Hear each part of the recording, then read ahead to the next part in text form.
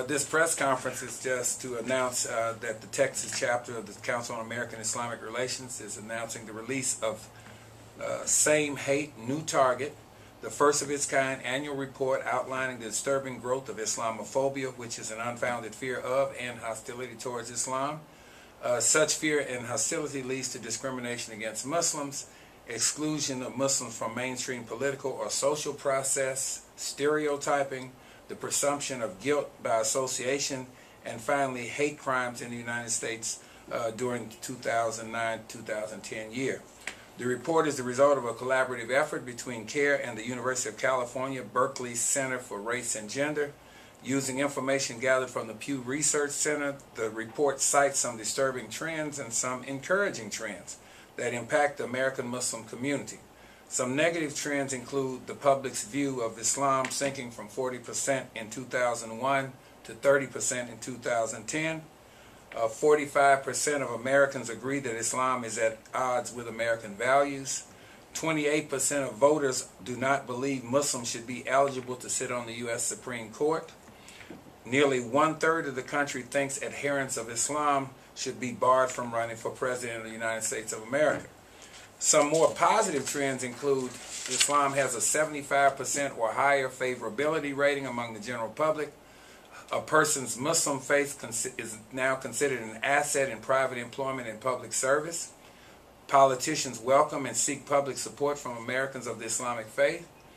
Association with anti-Muslim movements or rhetoric discredits those who put themselves forward seeking to earn the privilege of public service. The report also details recommendations to American Muslim individuals as to what they can personally do to help stem the tide of growing Islamophobia in America. Some of these recommendations include: 1. Be an example of the Islamic traditions of patience and reason. 2. Be an open neighbor. 3. Be active in community life. This report also lists the worst, quote-unquote, Islamophobes and the best of those pushing back against growing anti-Muslim sentiment in American society. One of the quotes that we have from our CAIR National Executive Director, Nihad Awad: this groundbreaking report creates a benchmark for examining the troubling growth of anti-Muslim sentiment in our society and offers a who's who of those promoting or challenging Islamophobia. As the recent GOP presidential debate demonstrated, Islamophobia is moving towards the mainstream, and therefore it must be challenged by all Americans who learned from those periods in our nation's history when other minorities were similarly targeted. And thank you for being here. You know, can you name maybe one or two of the worst Islamophobes? I sure hate to do names, but since you asked, Steve Emerson is one, Pam Geller is another. Some of the worst that's listed, Islamophobes in the book. Okay, and then who are the best pushing against Islamophobia? Well, they had, I know Keith Ellison was one, congressman. I'm trying to think of the rest of the best.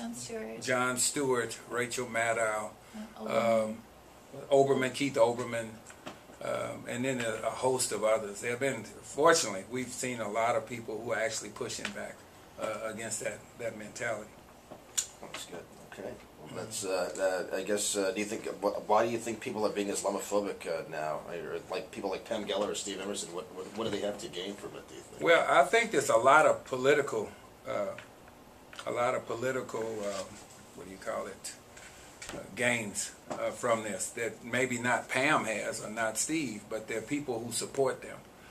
And the people who adhere to them or bring them, etc., that there's this issue of being against Muslims or Islamophobia has gained some political ground.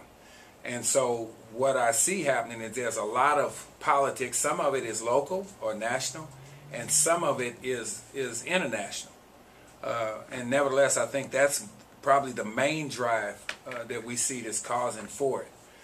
When I say national, they've now made this rhetoric as almost like an acid test for who's a patriotic American.